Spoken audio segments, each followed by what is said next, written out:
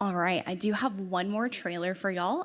For the very first time this year, Foundry produced an education show reel. So these are some of the submissions that we got for our education show reel. Do you want to put a plug in real fast that we will have another open call for submissions later this year for our 2024 show reel. So if you haven't seen it yet, here is our education first ever show reel. Not like that.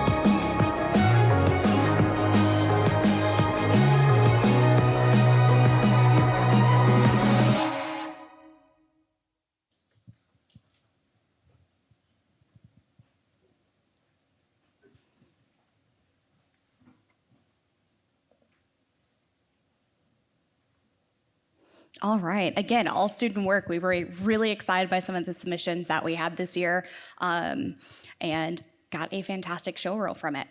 For any of y'all who don't know me, there are some familiar faces in the crowd, but if you don't know me, my name is Dr. Kirsten Salahi. That's the first time I've gotten to say that out loud. And I am the Education Industry Manager at Foundry. I also have some of my colleagues here, specifically a lot of you work with Eugenie, who is right over here. She is our sales manager for education in which territories? EMEA.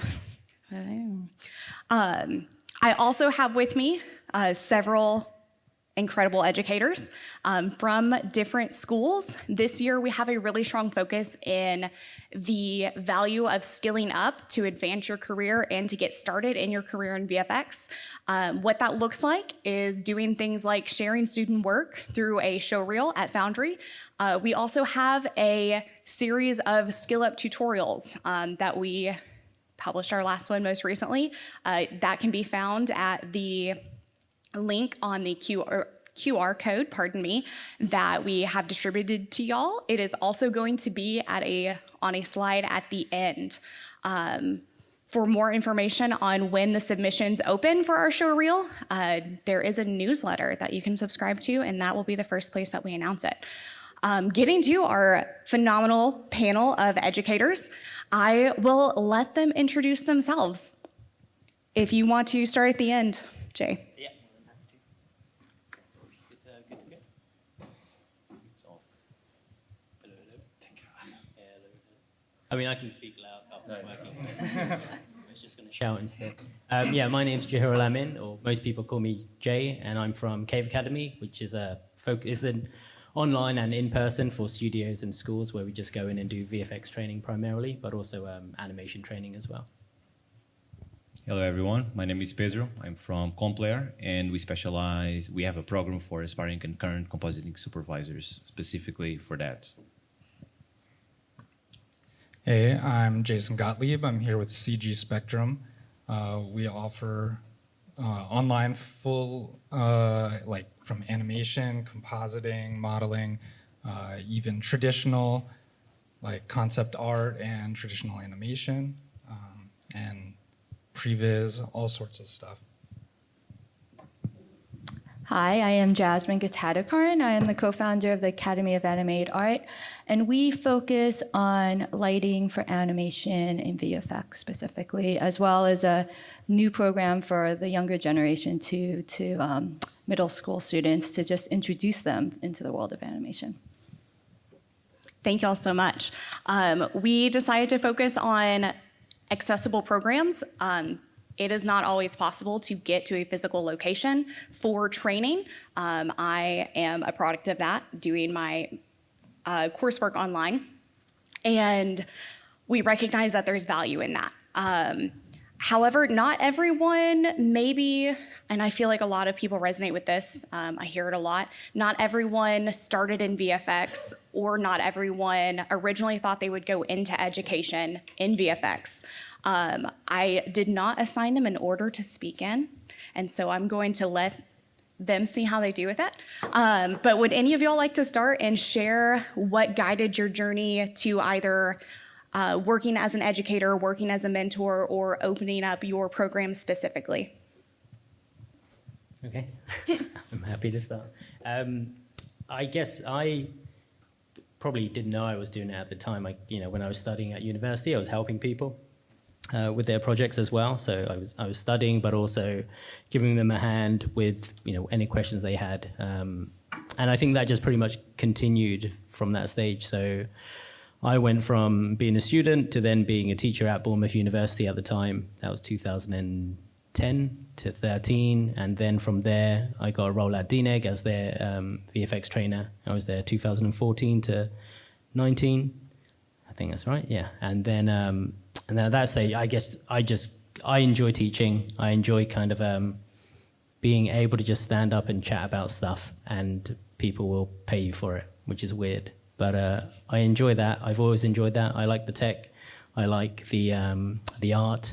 I like being able to experiment and test things. So training kind of just allows you to kind of explore all the time, learn new things, and then just pass that on to students. So it's pretty much a bit of a fantasy job for me, but maybe I'm just a bit of a sado. I've never wanted like a full credit on a film or anything, or cared about that kind of stuff. So I just enjoy playing with stuff. So it allows me to do that. So answering your question, Carson, definitely not planned to be in education on my case, and probably other people as well. But this was born actually. Complair was born during the pandemic, but it was born actually way before that, and it was something that I wanted to do initially for myself, as like a collection of techniques that you don't get to use every day, necessarily speaking. And so some of the stuff I come up with that kind of stuff myself. Some other stuff I studied and I put my own spin on it. But some of it you don't get to use it every day because they can be super technical, and not all challenges that you are exposed like on a day-to-day life are like that. But I didn't want to forget that was my main thing. So the plan was to make a book for myself about all of that stuff. And then the more I thought about it, the more I realized that it was basically impossible to write all of that stuff down. So I was like, this will go nowhere. And so this was way before the pandemic. So what I did at that time was, as a starting point, I thought, I have to have an index of stuff that I wanted to explore and to write down for myself. And the more I thought about the index, the more stuff, the index kept growing and growing and growing, and even more impossible to do. So at that time, that didn't go anywhere, but it was enough for me to just having stuff on the index for me to not forget about stuff that I didn't want to forget. So I ended up using that index to train my teams as a supervisor for many years. Whenever there was some downtime, I would send the index and say, well, so look, pick some topics from here and let's talk about it because we have some time now. And so that's how it was used at that time, but I kept refining and growing the index more and more. And then the pandemic hit, and I was like, look, that's it. We're going to stop everything, and we're going to put this on a series program with some changes here and there. And so that's what we did. So our program is focused for a different segment, which is for people that have been doing this for a long time, but for many different reasons, they still need education. So our program is focused and tailored for aspiring and current compositing supervisors. So we're talking about people that have a lot of years of experience, 10 years of experience, 15 years of experience, but for some reason they need to refine some of the things that they've been working for or with, and things that they want to aspire to. And because I have a little bit of a different background as a mechanical engineer, I think about things maybe in sort of like a different way, at least that's what people tell me. For me, it's just my way, right? So, that's how the Next Level program was born. And so we did things based on 3 pillars plus 1, which I believe to be the way to go about supervision seriously, which is technique, obviously, then scripting, management, very focused on management in many different ways, and then soft skills and strategy. And so that's what the Next Level program is all about. Yeah, but not planned, not in that way. Right, I understand. That is to say, I'm sure from the time someone's career starts to 10, 15 years, a lot has changed. Yes. Yes, great to be able to skill up in that. Jason or Jasmine? So I actually never meant to work in visual effects or teach. So here I am. I kind of always was teaching though, without really thinking about like, hey, I'm teaching. And I meant to be in animation, and so I started in animation like before high school, just on my own. And I worked at a summer camp where I would teach claymation there. Not because I thought, hey, I want to teach. It was just, hey, I can show some people how to do this, and it's fun. And then when I went to NYU, I ended up being a TA for the animation department. And just by default, then I was helping out with classes. And then I would just find myself randomly at different studios, helping unofficially or officially to like mentor other artists. Until I was like a lead or comp supervisor, and then it's literally my job to be teaching. And then how I ended up coming to CG Spectrum was I kept being asked, and I'd saying no for a couple years because I didn't have time. And then eventually I finally gave in, and I said, all right, you know what, let me try it because it's online, and I can just, I can do it from work. I can log out of my machine for like an hour, go in another room, just jump on my laptop, and I can teach a class. And I was already kind of teaching some people anyway, but there were certain skills that I noticed with junior artists that they weren't quite where I wanted them to be.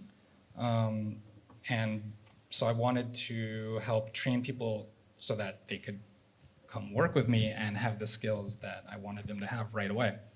Right, I love that. A lot to be said for peer-to-peer mentoring. Even when it's not the formal, I am your lead, you are a junior, we're having this conversation, but bringing people on and, hey, this is what I learned. Let's have that conversation. Let's facilitate learning in a really natural and organic way, and making those meaningful connections. I love that. Jasmine, would you like to add to that with part of your story? Yeah. Similar to everyone else, I did not expect to be teaching. If you asked me this, 15 years ago, I'd probably look at you really oddly. So professionally, I have worked in feature animation and VFX for nearly 20 years. 10 years of that time was in VFX at places like Framestore and The Mill, and the other half was at Blue Sky Studios in feature animation. And while I was at Blue Sky, at a certain point, I was going on recruiting trips. And while I was on these recruiting trips, I was looking at many reels and portfolios, and I came out of it thinking, no one has a reel or portfolio specifically for lighting to get them a job in the industry. And I came back to Blue Sky, and I was talking with another coworker who was also a senior lighter at the time, and he had also gone on recruiting trips.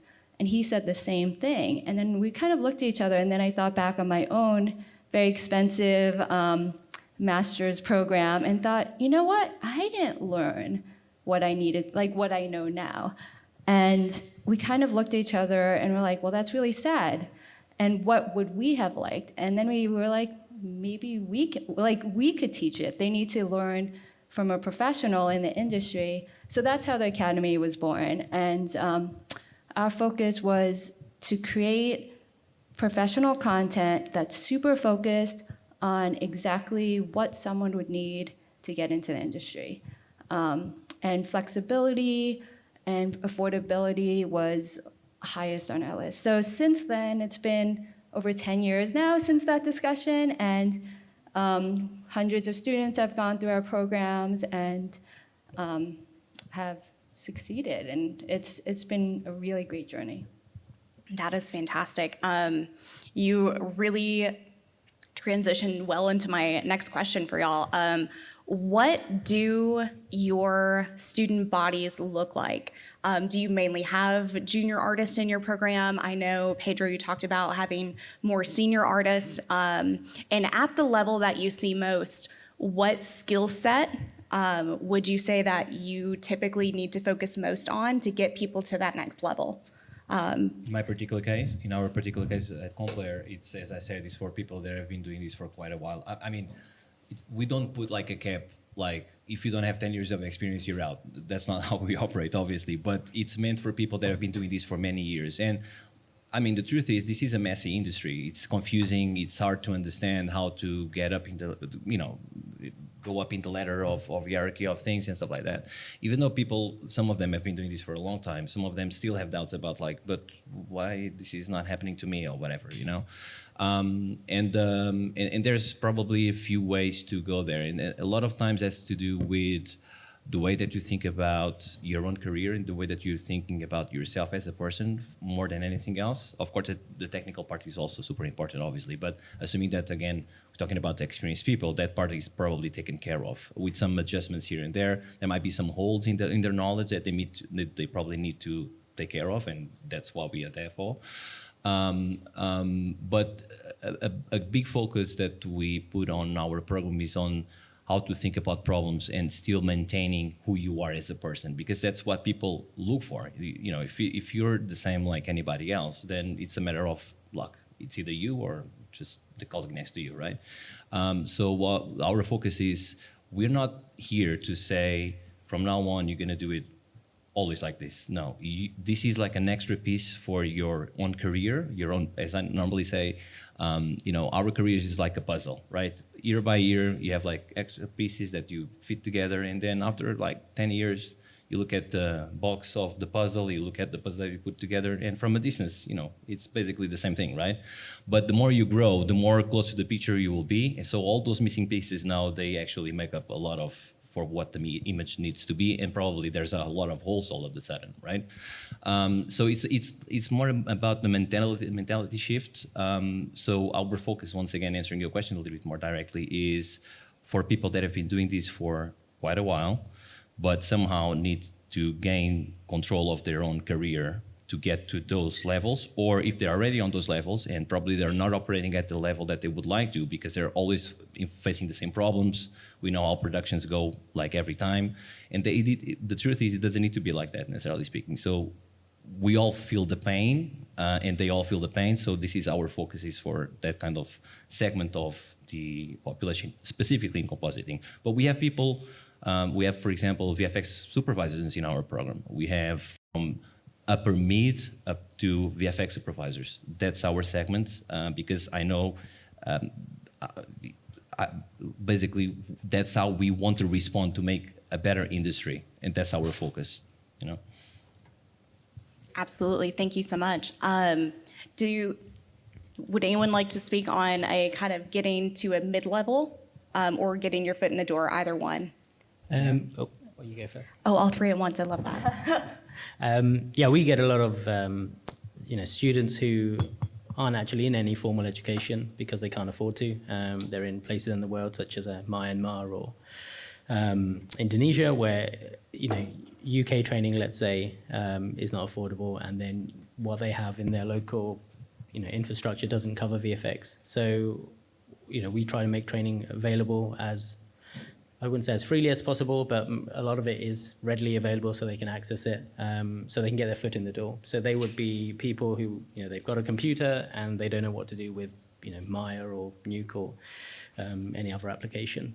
And then on the other side of things, we also get industry people as well. So they want to get into on-set roles and VFX roles and things like that.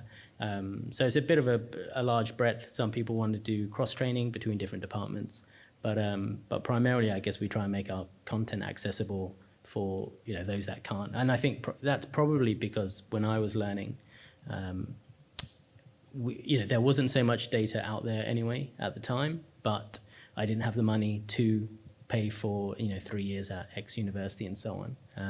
So it was a case of trying to rustle together whatever I could. And back then I was watching Weta making ofs of Lord of the Rings, which is quite funny because I went to the Weta training, or not training, to me it was a training session, but the Weta fact session today, the face session, I was just watching that sort of stuff and trying to figure out how to figure things out back then. So yeah, we're just trying to make that accessible, I guess, to other people now. Yeah, so with CG Spectrum, we kind of have everywhere from like recent high school grads to people that might be enrolled in a university, but maybe they don't pick a program. Specifically, I'm with compositing, so I can speak more to that. But we have classes for all sorts of things. So if someone's in a program that doesn't offer a certain aspect, they can sign up for a class, like an intro class just to try it out. You can take a bunch of different courses and kind of test it out before you fully commit. We also have people that are like mid-career and they either want to learn another aspect of the job, either because they're interested in possibly pursuing that, like kind of moving over, like how I started as an animator and I ended up as a compositor. And then we have people, we even have people that are After Effects compositors that want to learn Nuke, and they want like a structured program as opposed to just going on YouTube and piecemeal putting it together.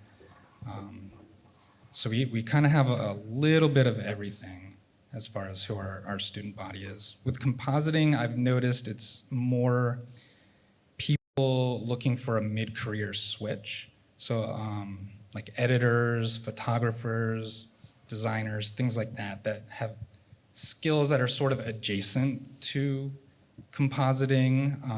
Maybe they already have a trained eye, but they don't know the tools. And so they'll come to learn the tools. There are so many transferable skills that I've learned about learning about the industry. So I appreciate you highlighting that people transition into VFX. Jasmine, I had kind of a bit of a specific question because you talked about what kind of students y'all get a little bit earlier. You said that you didn't always see people with a demo reel for lighting specifically.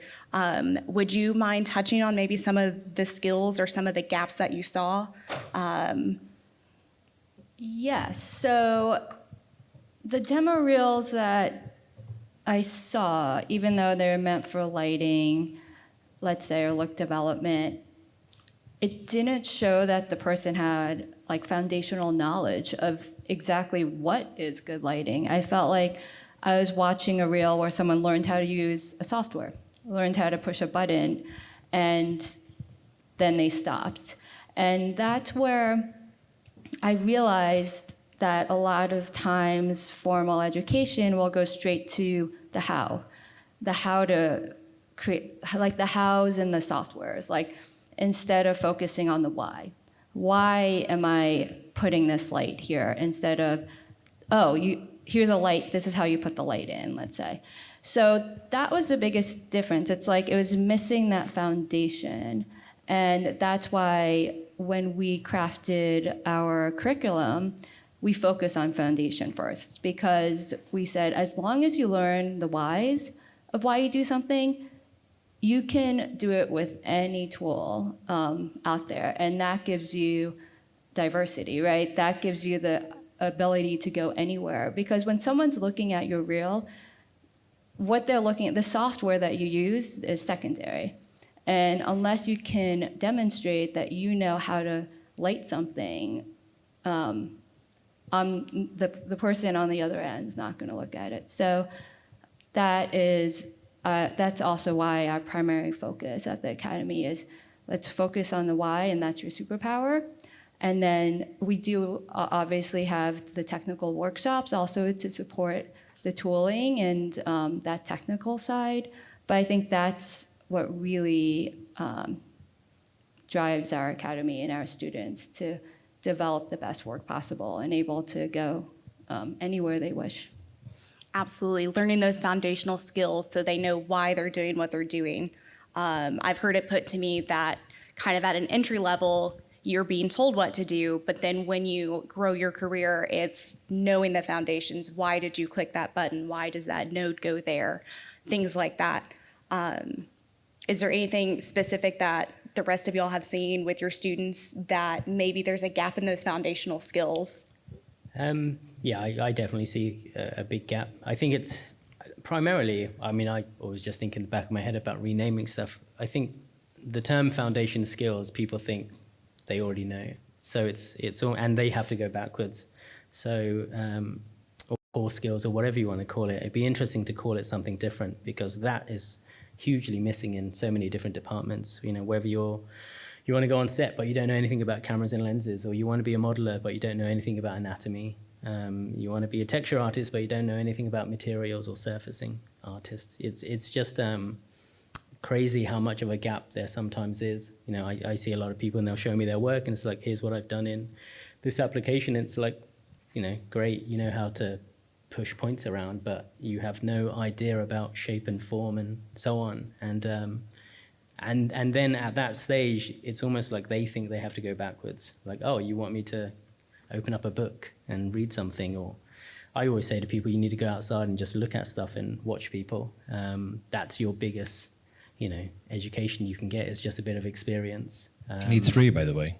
Looking at people, it's free. Yes, right? and it's free. Well, that's the thing is, you know, I tell a lot of people, the best education out there you can get for free is just to go outside and you know, go swimming, feel what your body does as you're swimming, what muscles are being active, go to the gym, go play football, go skydiving, I don't know, just do these fun things and see what it feels like, and then put that into your work rather than the software itself, because that, as Jasmine said, it's secondary.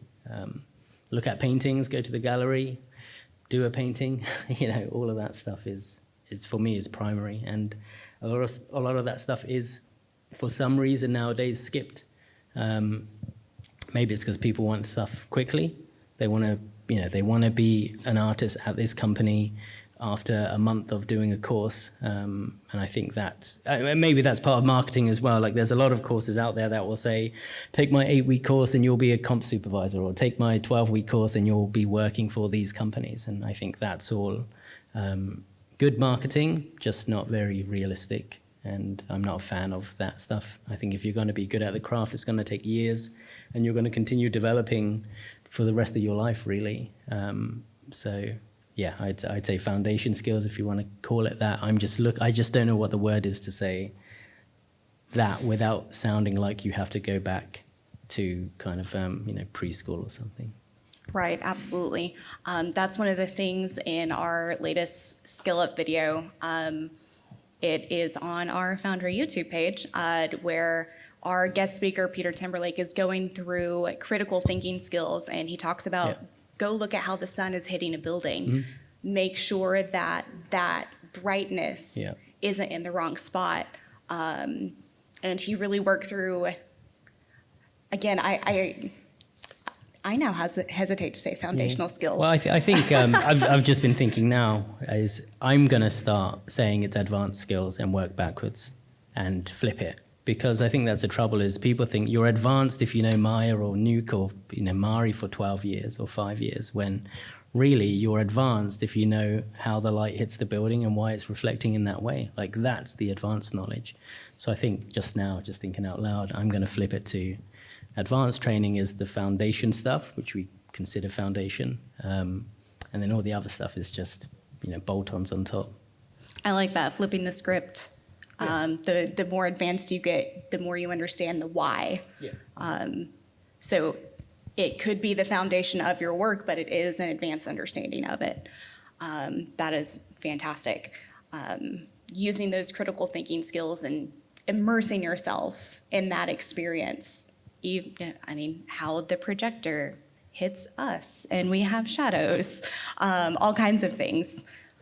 Any It's other? exactly one of the examples that I always tell people. I mean, forget about the software. Just grab a camera or grab a flashlight, point to your hand, see what type of shadow it's going to cast, and you can learn so much things about projections. This is when I talk about more inexperienced people. Instead of like following your recipes, just forget the software for a moment, because the software is always there. It's if you know how to think about the problems, then the software is just any other tool. You know what I mean? Today we are actually very spoiled in Compositing because we only use one software, which is Nuke, obviously.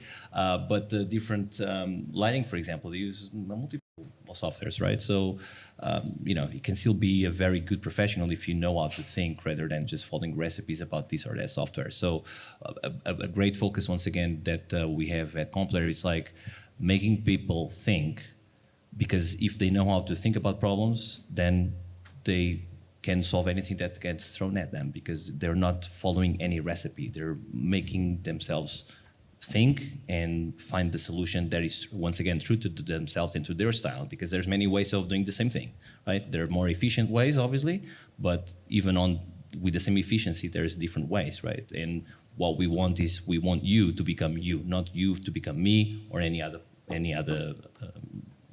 member, So yeah, I think that's super important. So I totally agree with everything that was said regarding that. Yeah, and to go off that, I usually tell my students, like at the very beginning, that about 60% of compositing is really just problem solving, and it has nothing to do with Nuke. Nuke will help you get there because that's what we're using, but it's basically 40% knowing what to do and how to do things. However, there's always more than one way to do things in Nuke. And there's technically the right way, according to a few different measures. There's technically the right way, the way the software was meant to be used. But once you know what tools do, then you break it and you figure out the way that works for you. And really, the only thing that matters is what does your shot look like at the end? And whether it's your shot or you're on a show, does it look the way the director wants? That is what is correct. Even if it's not technically correct, even if, like a shadow is in the wrong place, if that's what the creative vision is, then that is what is correct. And that's something that people have a hard time with, because this is what is real, and then there's the real world where it's like, yes, this is real, but like I want this shadow all the way over here, and it's because of the shot composition, and it's artistic license. And again, how do you make something look that way and have your comp set up in a way that when you get notes, not if, when you get a note, can you hit that note quickly, or do you have to rebuild your script? And what we don't want is that you have to rebuild your script. I love that you guys talk about using the tool with the knowledge that you have. We never set out to say, okay, here's Nuke, must use it this way, but it exists to empower artists to be able to get to that creative vision. There is nothing within Nuke that has to be, you do it this way or it's wrong. The more that we can give y'all that flexibility, the more tools that we can integrate into it, and the more creative freedom that it gives comp artists, and across Katana with lighting and our texturing with Mari, modeling with Modo, all of the things that we do, they are built to empower artists. I doubt you'd find someone at Foundry who said, oh no, you're using my idea in the wrong way. If it's getting you guys the results that you need, we're really excited to hear about it. I would say, if I may, very quickly, there are a few things on the technical side of things that it's important still to pay attention to, Right. because when there's time to do some technical tasks that need to be done because it's part of the pipeline or whatever, if those are not in place, then it's going to be like a nightmare. So, putting that aside, it's great when someone goes about a solution to get there that is completely different with a completely different angle from any other person in the team, right? And that opens other doors for creativity about other stuff that probably was not a thing if that person didn't go about the problem in that way and always follow the same way of doing things. So, and I love to witness that all the time because that's more or less how I operate as well. So when someone does something like completely off the norm, I actually enjoyed it really, quite a lot, because that's what's it all about, I would say, and that's how you advance and have other people drinking from that as an inspiration as well, and that's how you grow as a team, I believe. Absolutely. I'm sure we have some students here and some students watching later. I do want to build on that and say, how you are being instructed is probably giving you the technical foundation to be able to then get to that creative, advanced stage. So when you try something new and maybe it's not in the way, it may break, but you learn something from it. And so we are in no way saying, hey, take a shortcut, do it this way. But learning those advanced skills so that you can then use the power of whatever software you happen to be working in to then advance the project that you're working on with your team or maybe in just your shots, depending on which aspect you're in. Well, I was just going to say it's nice to go. Again, I agree about technically there's some things you wouldn't want to break in software-wise, but it's in terms of workflow and doing things in a certain way, it's nice to go against the grain, if there is one. There's kind of a trend that you have to do things in a certain way, like topology, for example, has to be done in a certain way. Don't change it. That's how we've always done it, but it's good, I think, to experiment and play with stuff and try new things out. Because again, that does lead to new technologies and new workflows and approaches. I see a lot of students, they always ask, how do I do this? And I'm like, I don't know, I'm just going to make it up as I go along. And most of the stuff that I've been doing has been pretty much made up as I went along because there's been a new problem and there might not be an answer for it. So you have to just figure it out, really. But I find with a lot of students, they're just too worried that they're doing it wrong. Like there's some kind of secret way of doing something that no one's telling them. And it's like, no, you're just building a completely different asset and there's no examples. That's actually where you get to be a bit of an artist rather than someone who just copies someone else's tutorial of the same thing. So I think going against the grain is a good thing. And again, seeing the presentations so far today, it feels like a lot of these companies are doing that. They're kind of saying, we have this workflow, yes, it works, but it's not ideal. What can we do to improve it? Not just for efficiency, but for the actual art of the kind of task in hand. So yeah, just make it up as you go along, I guess I would say. Because it's more fun as well, right? Otherwise it will be very boring doing the same thing all over again, right? Yeah, and it's also the, you don't want to have to keep searching for a tutorial on doing this bit and then the next bit and then the next bit. Like the fun bit is, I'm trying to get to this end result. So how do I do that? And you just break it down manually and attack things rather than, okay, I've done modeling, now I need to do rigging. I need another tutorial. It's like, why can't you figure out rigging on your own by just opening up a few joints and sticking them together and seeing what happens? To be honest, my first project, I did that and it was terrible, but that was fun. Hey, part of learning is failing. Yeah. If you're not failing, and you may not be taking enough risks. And there's a lot to be learned from that. For students who are either about to graduate, where maybe the idea of more school, or professionals who are super busy, the idea of more school or more work may sound, quite frankly, exhausting. For anyone who's thinking about looking to sharpen their skills, what would you say is the biggest benefit that you see from your students who are taking coursework or maybe doing a class here or a class there? What is the biggest benefit that you've seen? I can take that. I think the biggest benefit of online education is the flexibility. Most online education programs, I know ours is designed around your schedule. We understand that people might have a full-time job, or maybe they can do it full-time, but depending on what your schedule is, then you can cater around that. And we kind of do this hybrid model, because then someone will say, well, I want that professional feedback, I want that instructor. So the way we cater to that is all the videos, all the lessons are on demand, but then all our students will get professional feedback one-to-one on all their work, and they post it when they're ready, and again, on their schedule. So there's no stress in that, I have to take this course starting this day, and this day have my lessons in, my homework in at this time. So I think that's the biggest benefit, whether you're looking to just advance your skill set or just get a foot in the industry. And also flexibility of location. I think that's huge. Like, that's a barrier for most people.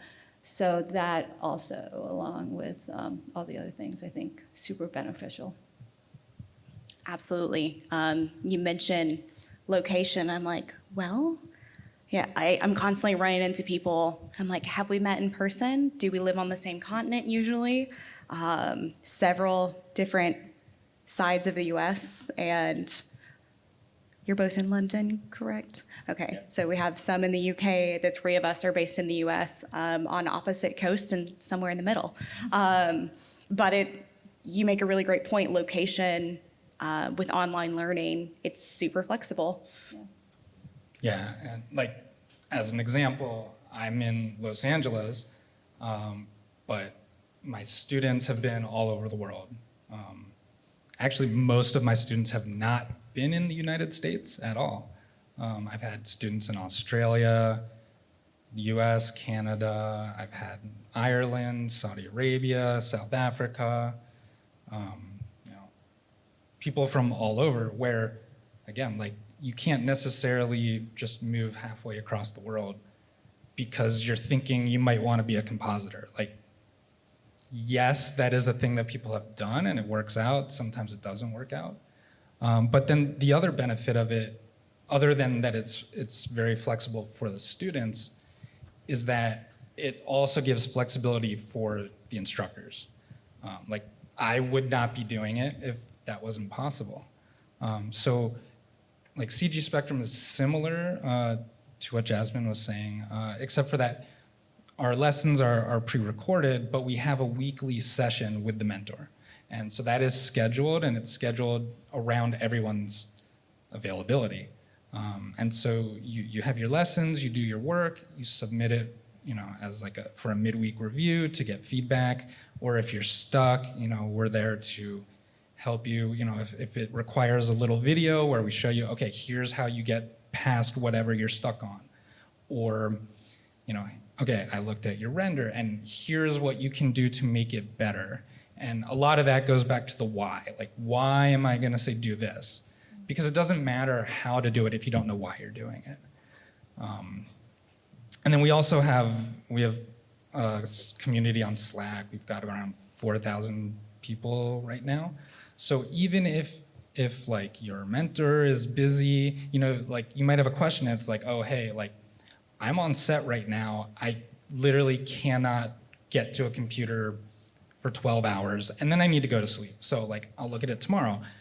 But you can post in, I'll just say, in the compositing group, and somebody there might have already had the same issue, and they can give an answer, maybe quicker than, whatever professional artist is mentoring you. That's another thing I'm glad you pointed out, the network that you gain in having a mentor, in having a class, and having someone that you can talk to, someone that you can correspond with. I will also give a moment to shout out Access VFX. If you have not checked out their online mentoring and mentor and mentee program, it is another online, completely asynchronous, available to anyone over 13 in most regions. There is a mixer this evening for that in the Framestore suite. If you've either thought about becoming a mentor or you've been looking for a mentee and maybe a full-on online program isn't where you're at on either side or in any of the middle of your career journey. It is free and open. You could be a mentor and a mentee. Lots of great information there, and there is a link in those QR codes to that as well. A little bit broad of our question. What would you say is the coolest skill you've learned this year? Yeah, I haven't done it. I haven't done it yet. 365. But, yeah, I've still got a few more months, I guess, in the year. I am looking forward to swimming with sharks. Oh, that is gonna exciting. Be a good skill. Yeah. So. That's a good Does that one. count, or does it have to be I think CG it related? counts. Hey, I it's can- up to you. I mean, it's going to You be. are the one who Yeah, yeah. said going out and swimming is an important skill Yes, earlier. yeah. That's So right. That's why I'm sticking with that. Yeah. I mean, it's for a VFX project. So Ooh. technically, it's a research project to get on-set data and real world data. Because I keep moaning, saying you need to go out and look at stuff. I had one student I remember was doing a fire extinguisher, and it looked like a red thing, like a can. And I said, "Did you look at any reference?" He said, "No." I said, "But there's one right there." And he looked at it, and I said, "Do you think yours looks like that?" He went, "Not really." It's like, yeah. So I keep saying, go and get reference. I want to do a shark project. I'm going to go swim with sharks. That's so yeah. So I haven't got the skill yet. I might not come back because the last So person. you're leading that field trip. Yeah. The last person got mauled. They said. I said, get me a cage, but no, I'm going to go cageless. Really? I have so many follow-up questions. And not quite enough time. How do you follow that? Oh, I could do a VFX tip. That would be fantastic. I was reading about light and learning about light. That was really useful, Right. as in real light, not infrared and gamma, X-ray, that kind of thing. So, which is useful for lighting. I don't have like a story like that with sharks or anything like a creature like that. I can't top that basically. But on the technical side, to be honest with you, for the past couple of years, especially the last year, we've been growing a lot, and so my focus, to be honest, has been more on developing myself as a business owner. And apply a lot of my style as a supervisor into what I do as a business owner. For example, run it like lean and clean as much as possible. The same way that I operate, for example, in compositing, the same mentality. Of course, it means different things in these two sides, obviously. But it's been my focus, which means many different things. On the technical side. I've been on a journey with data science for the past I started like really high level like 4 years or more ago. And then of course life happens and I've been super busy, so I didn't get to explore that as much as I wanted. But there was a moment in time in which I almost made the jump from comm to data science, in which machine learning and deep learning and stuff like that is part of. So that was like on the back burner for a few years, and I restarted again by the end of last year, and I think that will be one of my focus this year, to do it seriously. Of course, we all now operate with those kind of tools as a user, but I'm talking about more from the programming side of things, and that will be one of the things that I want to do. Yeah. Yeah, so I jumped into the deep end and became the student in the Unreal Fellowship. It was great. But, again, it's online, which made it possible. It's super compressed time period, which was very intense. But it's what allowed me to be able to do it. With like 5 weeks to go from never having seen an interface open to, hey, I have a short film that's finished, which is crazy whenever I say that out loud, but like it happened without sleep, but it still happened. Since then, I've actually been able to incorporate it into 2 shows, and one of them has already aired. So it was successful. For me, not super on the technical side, but super very impactful. This past year, I've transitioned from like an artist on a box, which I've been doing for 20 years, more into a manager role of running a team and empowering them to create. And I think I have been doing that unofficially for years, but to step into the role officially and really focus on that for the first time. And it's not only in my full-time role, but then also I relay that to the academy as well.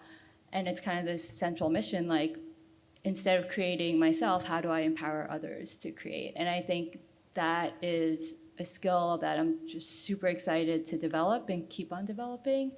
And yeah, that's the skill for the year. Wonderful. I love that. If y'all would like to learn more about their programs, each of the schools is linked in the QR code. It is the same QR code that you have in your hands. Did not realize quite how dark that would get as soon as I changed it. Didn't mean to shift a mood by any means. But information on their programs, as well as all of our resources through our Skill Ups, Foundry Learn page, as well as some external links, Access VFX that we mentioned, and a sign up for the newsletter if you are interested in submitting your students' work for the 2024 showreel. It will first be announced in those newsletters. As a lifelong learner, I always get really excited about the ability to advance my knowledge and skill set. And so this will take you to all of those things that we have. You can also, I'm reading my notes and I already told you about the newsletter, so we're gonna pretend it's new. You can also sign up for our newsletter. I write it, I get really excited about it. It says, from your Foundry team. It's me. I'll spare you the rest of that song. I won't. So yeah, if there are any follow-up questions that you guys have, their contact information should be on their webpage, and if not, their information is on the speaker page. It should take you to their email addresses, and if it does not, it will take you to mine, and I can get y'all in contact with any of them. If you have any questions, we have just a couple minutes before we need to transition into allowing the next group to have the space. So I will give back the next 5 or so minutes if y'all would all like to mingle. If you would like to give a round of applause to our panelists. They were wonderful. Thank you so much.